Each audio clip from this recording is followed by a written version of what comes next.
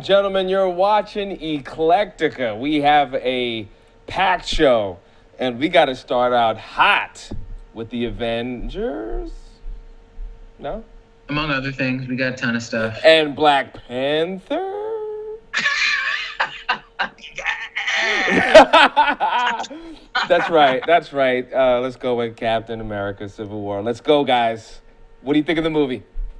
I thought it was phenomenal. That's me. Man, honestly, I don't even know where to start. I think every character to me in that movie, they came across as badass. They all took their lumps, but it was like respectful. You know, it's like they were all running around with black eyes the whole movie. But they, I thought it was a well-balanced movie. I'm going to let someone else weigh in, and I'm going to come back around on the backside because I'm excited, man. I'm ready to let loose. So one of you guys go. I got to get some water. Get ready. Okay. Well, I got to say, man, if I'm rating it out of a total of 10, I will definitely give this a 9. The characters were on point. The action scenes were spectacular. The pacing was damn near flawless. It's like, I don't want to be that guy that just trolls just for its own sake, but I'm like, dude, Warner Brothers, this was just not your fight. When it comes to this whole comic-based cinematic universe thing, this was not your fight. Batman versus Superman, like, no one's talking about it now. Wow. It's like, and after this movie came out, Civil War, it's like, guys, rethink your plan. Seth Graham, he's left the Flash. When it comes to the Aquaman, that's like, its fate's up in the air now because rumor has it that the director's about to leave for that as well. And it's like, to compound to the thorough ass whooping that DC is getting right now by Marvel, they just announced that Michael B. Jordan, who is in, we know who he is. We talk about him, we joke about him all the time. They just added him to the cast of characters for Black Panther because, his Chadwick Boseman didn't, kill it and up as is as T'Challa in the movie. So it's like, yeah, we're going to add Michael B. Jordan to our cast. And they're also going to get the stunningly gorgeous Lupita Nyong'o on point 2 as a character in the movie. It's like I told you guys months ago, this is Marvel's peak. This is like their golden age right now. And enjoy it, because after this, I have no idea how they're going to top it. Yeah, I have no freaking idea. And there was a funny correlation I made before we get to the next topic with Michael B. Jordan being added to the cast. So we all know, we joke that he was, one of the more, I guess, contentious elements of the Fantastic Four movie. So not too long ago, Simon Kinberg, he was, I want to say like the writer for the Fantastic Four movie. Anyway, he took to Twitter or on like social media, and he mentioned that despite how resoundingly bad the Fantastic Four movie was, he still wants to go through with a sequel using the same cast, including Michael B. Jordan, of course, right? Not long after that, because we're always joking about how everything that everyone does is like a knee-jerk reaction to Marvel, right after that, we got news that Marvel was like, so you guys know that guy, Michael B. Jordan? He's going to be Black Panther. Sorry, Fantastic Four. Sorry, Kinberg. Wow. Goodbye. That is so, I just saw the Fantastic Four, too. I stayed away from it. When I was in Hershey Park, I actually saw it.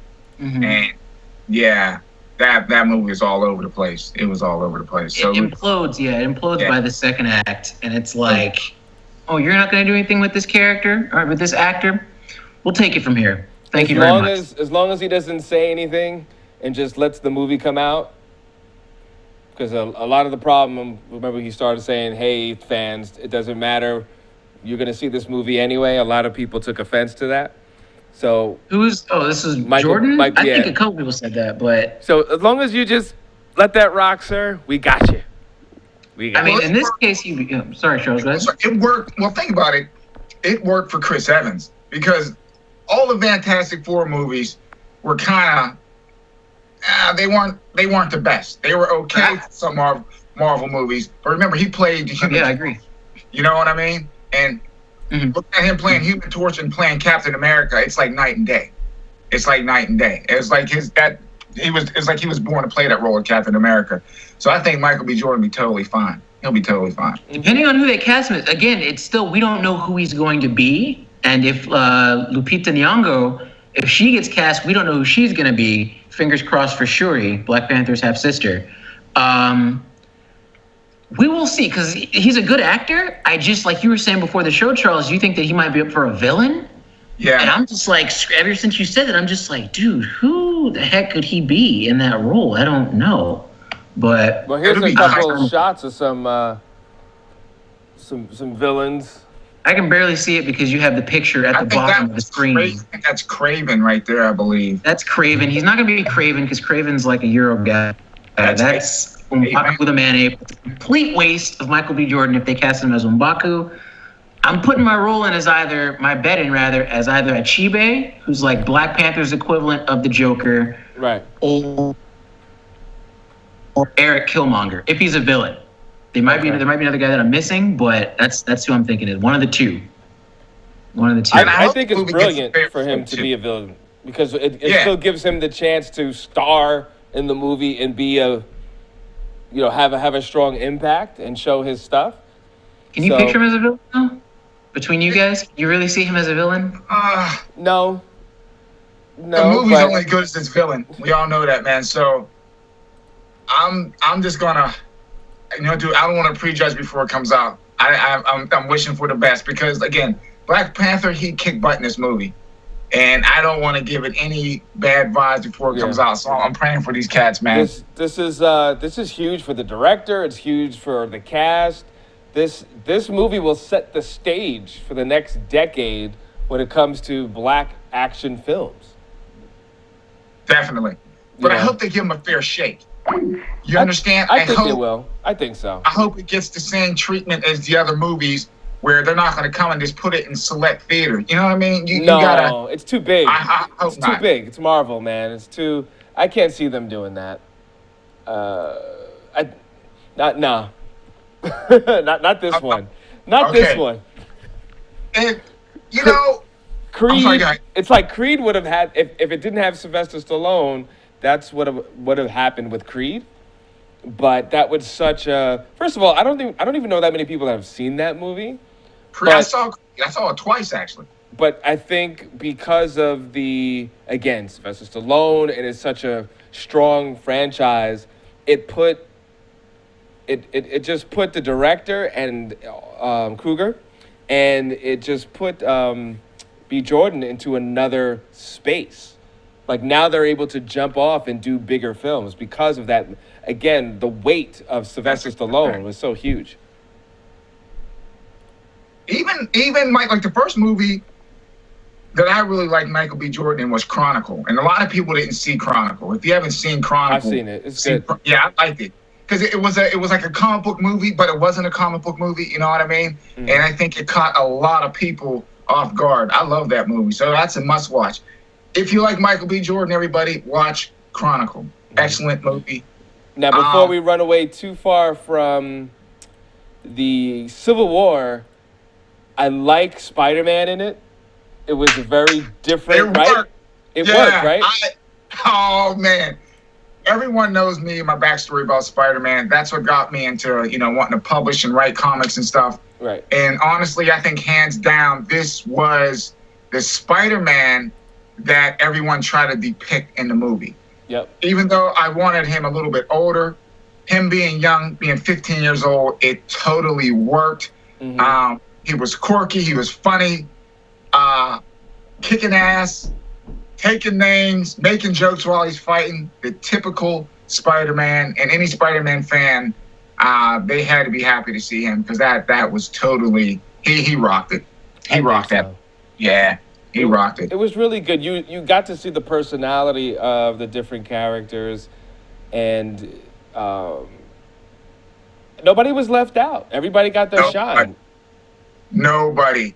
And one of my favorite parts of the movie, again, I'm a huge Spider-Man fan, and I think this caught everybody off guard, and I was hoping they were going to do this, is when Ant-Man got big. When he got big, I was happy, man. I was happy. That's how Ant-Man is. I wanted to jump up in the theater. I was happy. And I think he was probably one of the bigger surprises. I don't think a lot of people expected him to get big like that. And Yeah, man, they And did. and it's logical too. I mean, obviously, if you can make yourself smaller, you know. Mhm. But the cool thing about it was they saved it. They didn't do that in the Ant-Man movie. They saved it for this movie, and I They thought gave that. hints of it.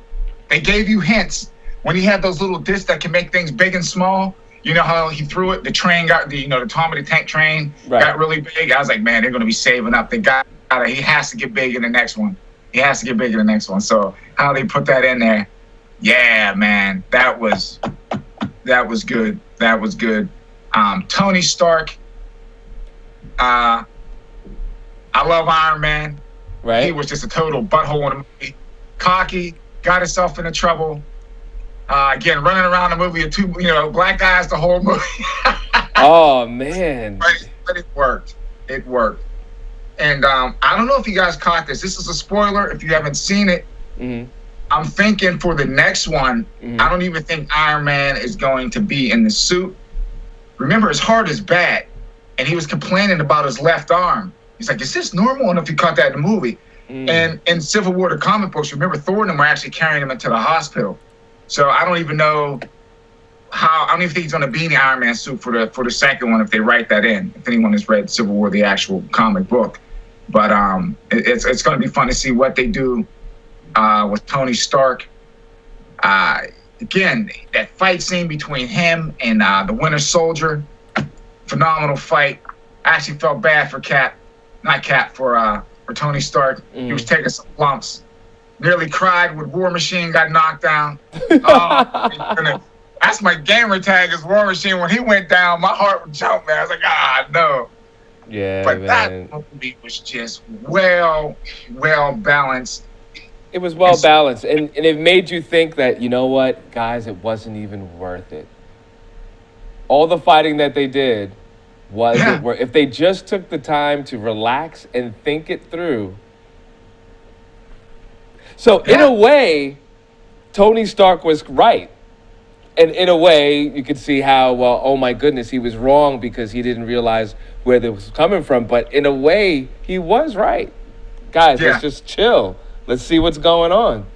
But nobody wanted to listen. So there really was no clear winner, and there really was no clear loser except for War Machine.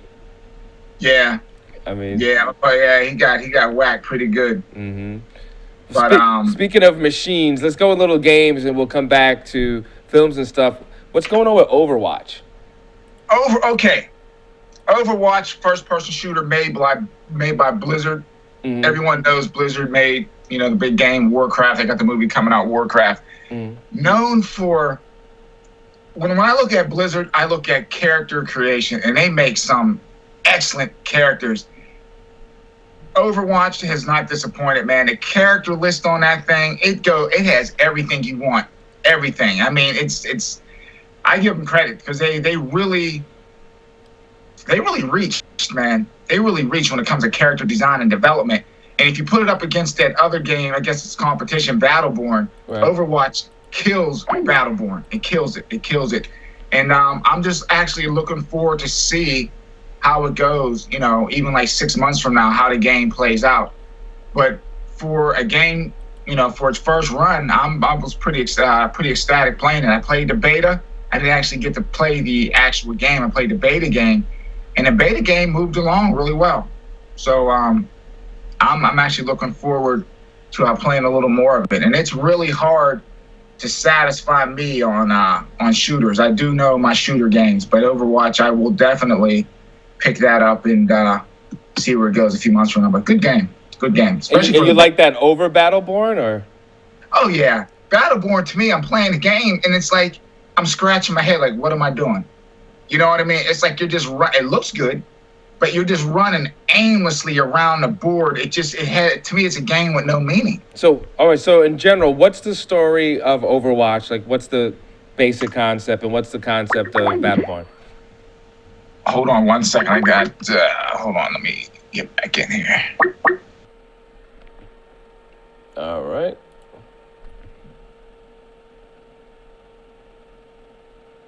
Yep. So we're live, folks. Let's see. We're going to get, there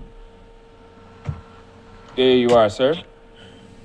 I'm back. Cool. We're going through the basic understanding of Overwatch. Like, what is that about? Do you know the storyline of that? For Overwatch? Yeah. I'm still sketchy on the details, but I just know that it's a first-person shooter. Is Charles here? Did he go through his whole rant on Call of Duty already? We're getting to that. We're going to Okay. break down Overwatch and Overwatch, so Battleborn. yeah, it's high sci-fi. It has very like comic booky anime elements to it. I don't know if do you have any pictures that you can post as I'm Yeah. going through my little spiel about it? Yeah. So it's sci-fi to the point where it almost comes off as fantasy. The characters are a bit cartoony, over the top, really likable. That's what got me into it. The gameplay looks good. Charles may or may not agree with me, but I think that when it comes to its gameplay, it has the potential to be just as good, if not better, than Borderlands and certainly Battleborn, which has gotten just meh reviews thus far. And the reason I asked if Charles has been able to go through his whole spiel on Call of Duty is because a lot of people have problems with Call of Duty right now, the new one. You got to answer the other one. I'm calling you. And look for the call. I added you to the other one. Let me see. And ladies and gentlemen, this is live.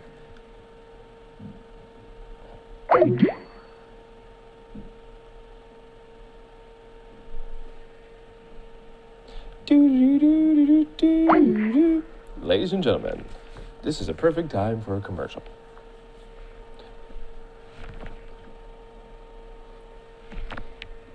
All right, so while we're waiting for these guys to join the conversation, last chance you get, definitely check out Captain America Civil War. It's amazing. They did a really good job, character development. They really took their time to really get a feel of what everybody's about and what they're doing. What is going on?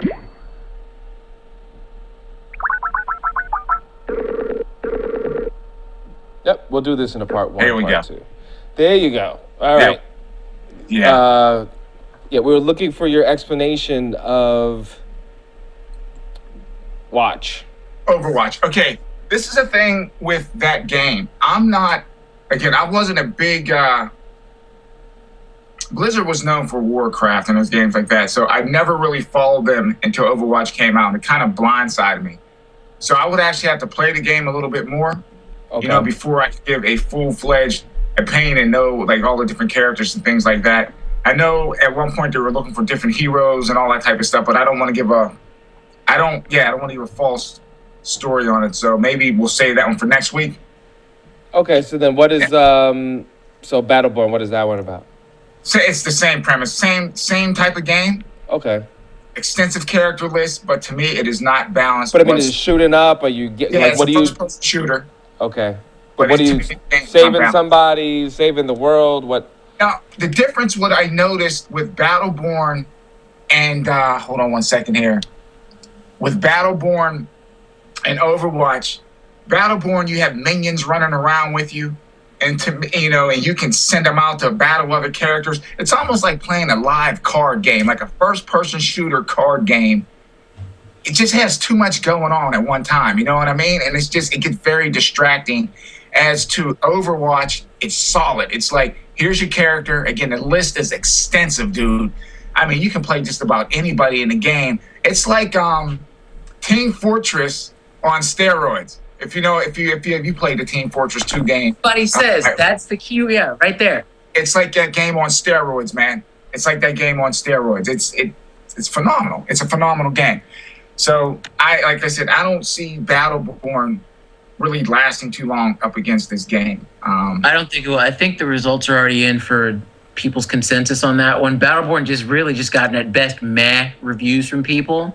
Yep. Looks like Call of Duty's going that same route, so we just might have a new champion on our hands, people. Unless they come up with Borderlands 3 ASAP, I think that this one's going to be the one that people... I don't know if there's any Halo stuff coming out because I personally don't care. But and I've been done with that since Halo 2. And and I can tell you right now, I'm going to buy Overwatch as soon as I get my PS4. I'm going to buy Overwatch. Yeah, I'm definitely going. I want to pick that up. But there is a ray of light. One ray of light. Okay? First, I'm going to go on my rant real quick, guys. I'm sorry. So, anyone that knows me, I'm a shooter guy. That's my thing. I love first-person shooters. My gamer tag is War Machine. If I don't know anything else, I know the Call of Duty games. I have them. World at War, Black Ops 2, Modern Warfare, original Black Ops, Modern Warfare 2, Call of Duty Ghosts, Call of Duty 3. Now, I was playing Call of Duty before it even went first-person shooter. Look at that. Call of Duty 2, Call of Duty 3. I know Call of Duty. And what is going to save this franchise and why they would do something like this, they're going to do a remastered version of Call of Duty 4. That was the one that kicked off all these Modern Warfares. And they're going to release it, I believe, around the same time that the Infinite War is coming out.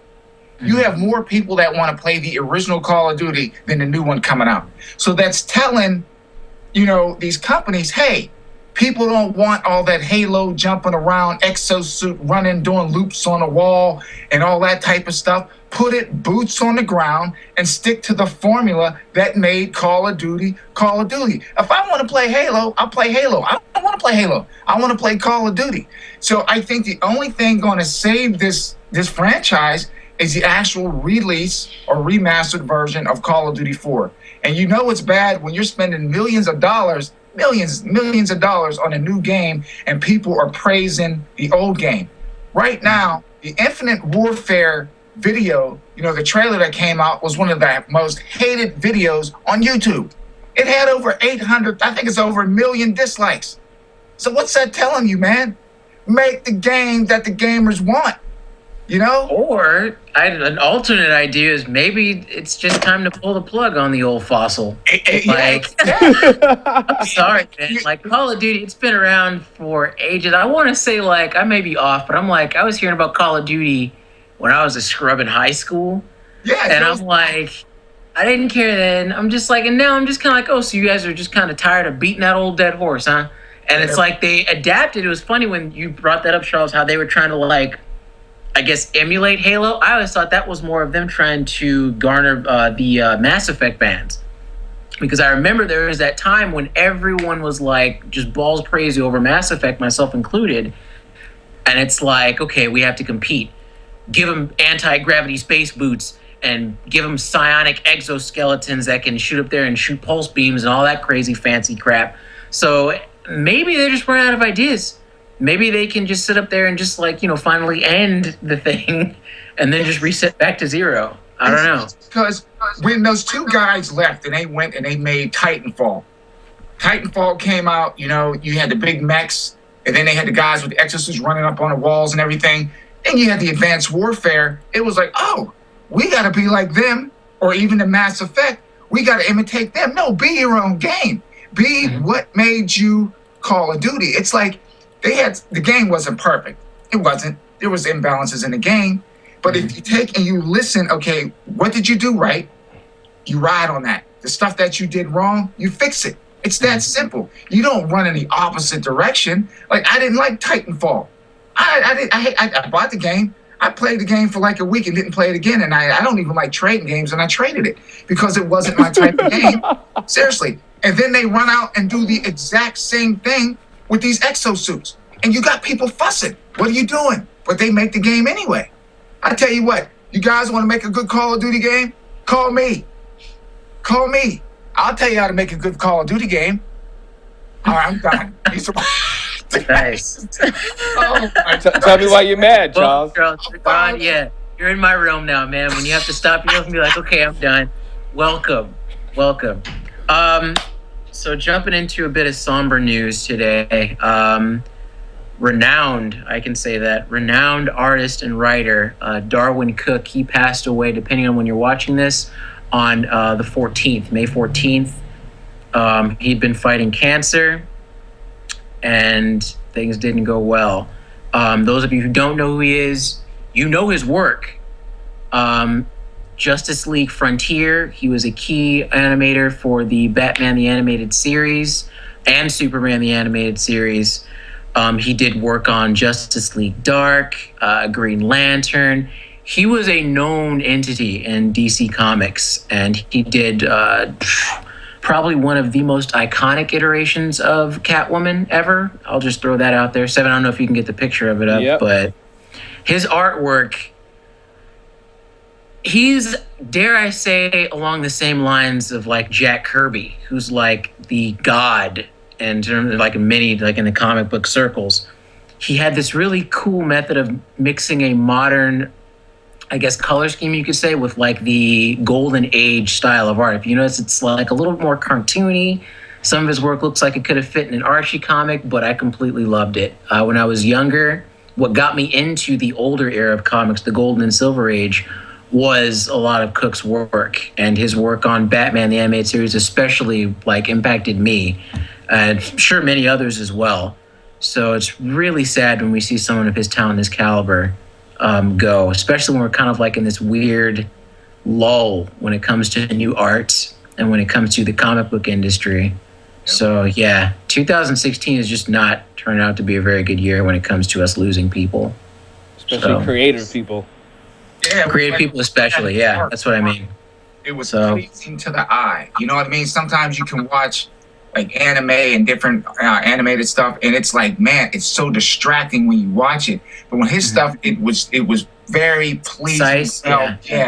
Nice, nice on the eyes, man. Absolutely. Yeah. So, salute, sir. We're going to be missed. Man. Yeah. So, to brighten ourselves up, what else are we going to get into today? Probably watch more Marvel movies because DC movies seem to disappoint us. So far, they got work to do. I mean, their shows are still doing okay. Oh, there we go. Thank you. Nice transition. Supergirl, the TV show that I didn't watch, but everyone else seems to love. It got picked up for a second season. I did see the crossover episode with her and The Flash. And I got to admit, Melissa Benoist, I've said this before, she is a very likable Supergirl. Like, not only is she like stupid beautiful, but it's like she's likable to see on screen. Right. So it makes sense that she's going to be transitioning from CBS, which is where Supergirl currently, or soon to be formerly is, and they're going to take it over to CW. It just makes sense because you have all these crossover episodes. That's their thing now when it comes to The Flash and Arrow and Legends of Tomorrow and all that good stuff. So it's going to make those crossover episodes, I think, mesh better in the future, especially considering the fact that Arrow has just been challenging, to say the least. I won't say sucky. I'll say challenging this season. I was really so I think adding her will be a fresh little... Makes more sense because when they did the crossover, it was so weird. Oh, I got to go to CBS to watch it? CBS to watch this? Yeah. That was all right. It makes sense.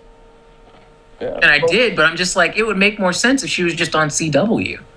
Like, they can find a way to take her and then have her be in there on this. Because the thing is, she exists on a parallel Earth in their whole little television universe. I was going to mention that. So now every time he needs to go over there, he has to go to her Earth.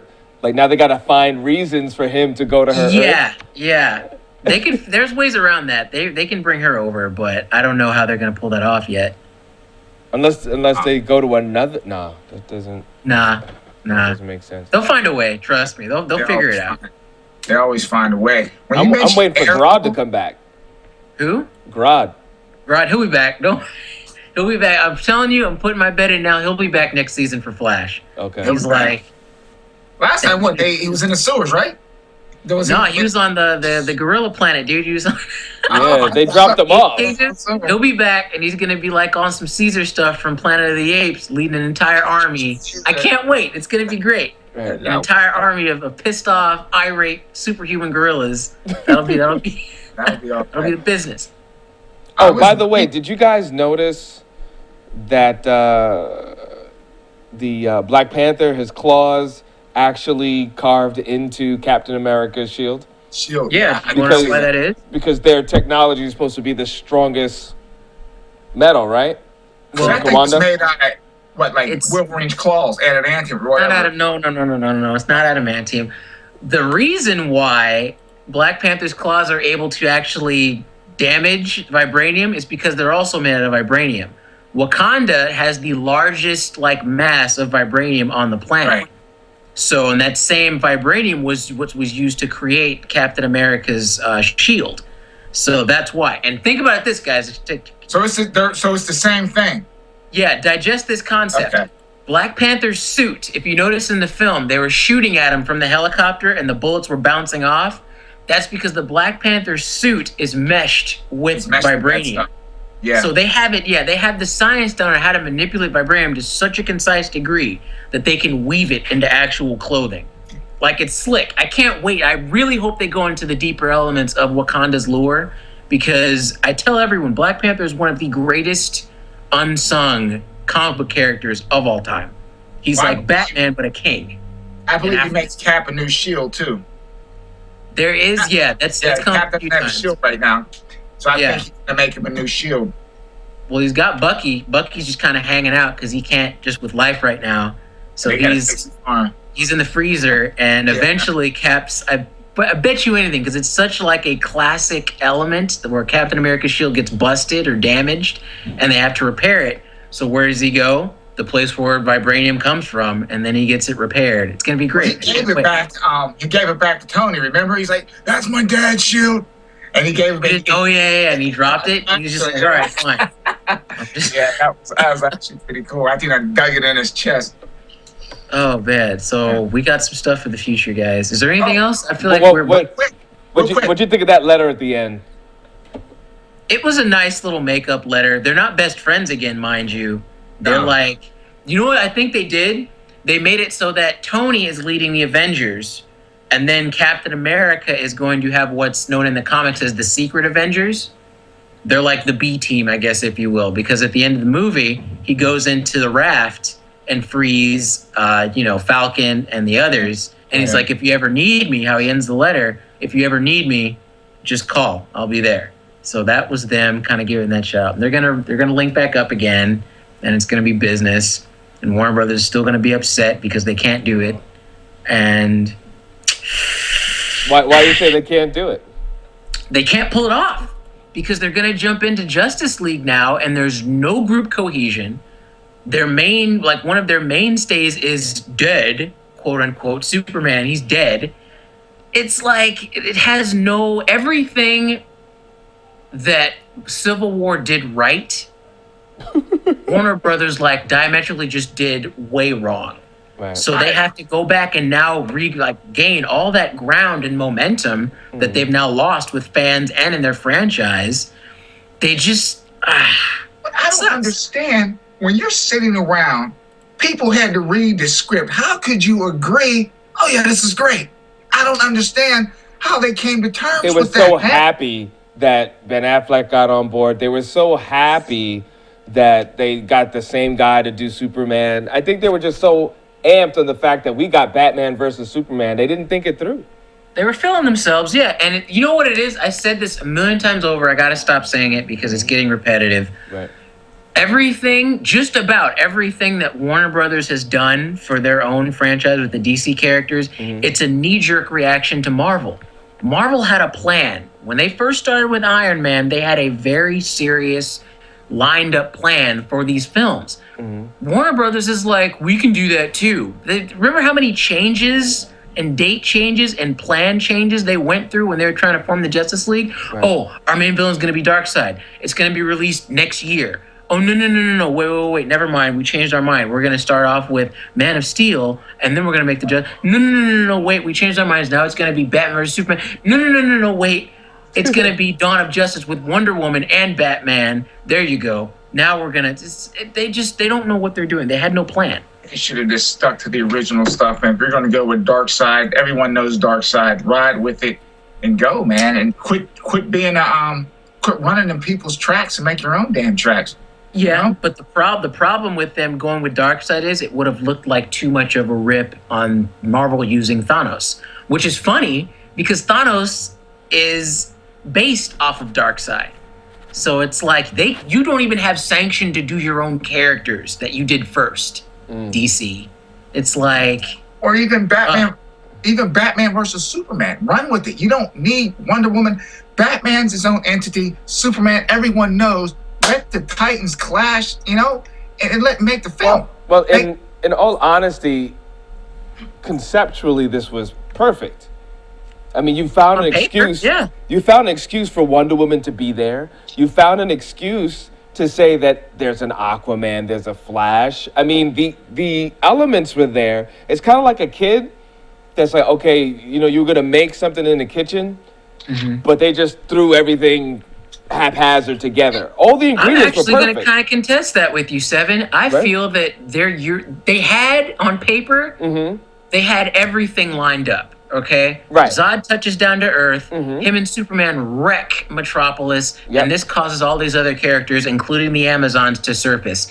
They had it right there, but they didn't use it. They didn't, Wonder no. Woman was just there. They didn't even jump into why she was there. Right. It was so poorly put together. When it comes to all these other metahumans, they introduced the theory of metahumans by Lex Luthor, oddly enough, that they Yeah. do nothing with.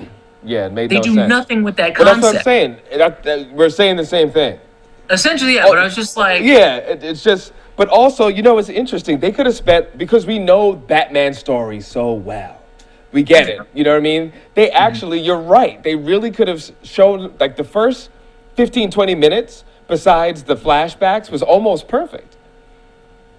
If they took that yeah, first they should, 15, 20 minutes and went to Wonder Woman, why was she there? Was she there? And how did she arrive? And, you know, that would have been a I'm lot more telling interesting. you, man, like, I went into all this on Yeah. my really long verbose review about Yeah. Batman versus Superman. Yep.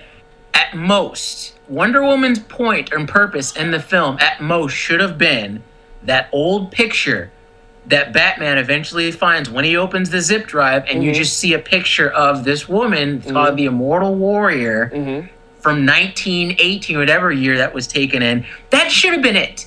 The rest we should have saved until Wonder Woman's actual movie, where we see her among the Amazons doing her thing, and then at the end of the movie, she gets word that what went down in Metropolis happens, and that's her incentive for That'd have been joining great. Fray.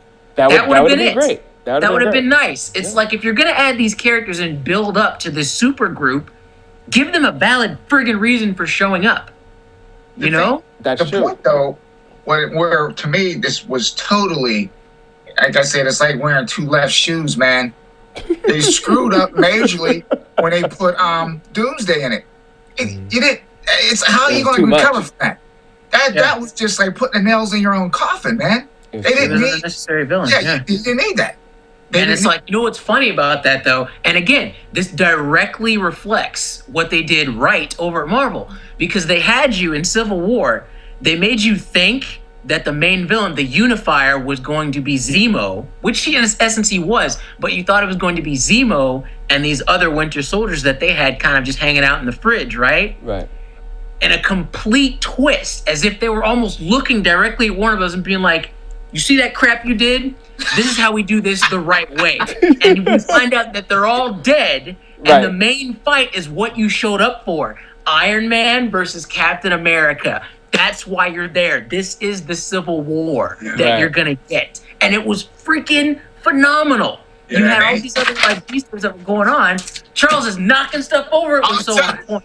Like, I'm telling you, they 55 DC, man. They 55 them with that twist. yeah, I'm just like, bruh. And I'm watching it. I'm so blown away by just like, they know their characters. For a film that had so many characters, it didn't feel like really that any one person got more shine than the others. That was worried when coming into the film.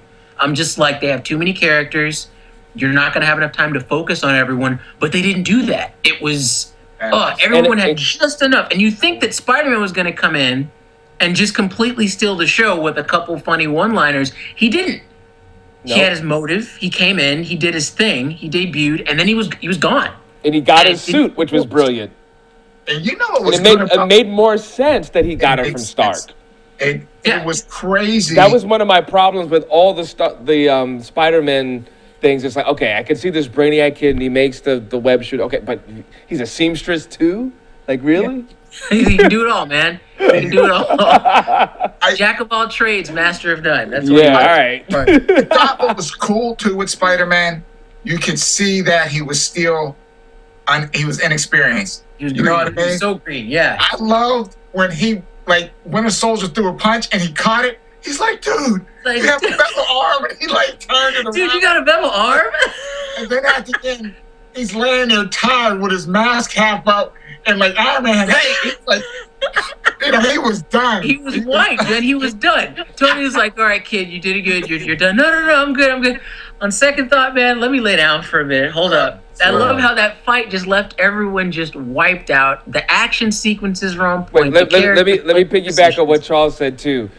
The greatest moment in that moment is not just that he caught his aunt and said that. That even though he was a kid, he was that strong that he could like, oh, this is cool. Oh, because it's metal. He has that spider strength, dude. Yeah, He can lift I don't know how many tons. It was so it's nothing to him. Bucky has a cute metal arm. He's like, oh, okay, this is pretty rad, man. I like the part when they're in the terminal at the airport. Uh-huh. And I don't remember exactly how it happened, but like a part of the interior falls down. Mm-hmm. And then you see like Bucky's on like one side of this thing, and you just hear Spider-Man say, "Hey, buddy, I think you missed this," and he throws the entire sign. Even and it's like they added in all the elements of Spider-Man that we needed to see. He was perfect. He was the especially when it comes to like the part when Falcon is like, people don't normally talk this much during a fight. He's like, "Oh, really?" That was awesome, man. I'm sorry, we're like kids here. When Spider-Man was running on the outside window, of the airport, and then when the soldier looks over, like, what is going on? That? Jumps down through the window, man. Falcon's like, everybody's got a gimmick, man. And then it's weird because a nice counterbalance to that was seeing how mellow and serious one of the most brolic, dope parts of the movie is when you see T'Challa. This is like after he's like revealed as being Black Panther, and they're sitting in that car, and he's just as cool and icy as possible. He's just like, so how long do you think you can really protect your friend from me? I'm sitting in the theater. I'm just like, probably not very long, Steve. He's not playing around. Oh, so dope. So dope. It makes you excited for the next string of films, dude. Spider-Man Homecoming should be fun. Yeah. Black Panther's going to be... Epic. I have a feeling it's just going to be phenomenal. Epic. It needs to be phenomenal. I won't even say it wanted to be. It needs to be phenomenal. Yeah. This is the last thing. I'm sorry what I was saying about Winter Soldier, man. I love what they did with Ant-Man. I said that earlier, how they had him get big. But my classic moment is when he said, he's laying on the ground, does anyone have any orange slices? Because his blood sugar's... Dude, I was rolling, man. Oh, man. Classic. Yes. Oh, so had me flipping out like a little kid was when you finally see Hawkeye and Ant-Man is on this arrow. And I was hoping, I walked in fingers crossed that was going to go down, and it did, and it didn't disappoint. I was like jumping in my seat like a little kid. I was like, oh, they did it right, man. Oh, such a fun movie, dude. Cool. And on that high, we'll leave you guys on that high. If you haven't seen the movie, we didn't even ruin it for you because there's more there. There's more there, yeah. There's more to go. We totally spoiled. Which is great. Yeah. Which is, again, with the words of Drew, everything that didn't do, the other side did. Because if we had the same conversation, it would have been a lot shorter with Batman versus Superman, and we basically would have ruined the whole movie for you. So that's how you know it was a great movie, because there's still so much more for you to see and explore within that. And we just some highlights. So check out that film, and there's going to be a lot more Marvel to come. And DC, hopefully this inspires you. You're not defeated. You should be inspired. Call us, DC. We'll fix it for you. We'll fix it. Thank you, Charles. Always a pleasure. Thank you, Drew. Anytime. I'm Seven, and this is Eclecticka. Thank you so much for riding with us a little longer today. We had to do it because it was needed. Have a good night. Good night, guys.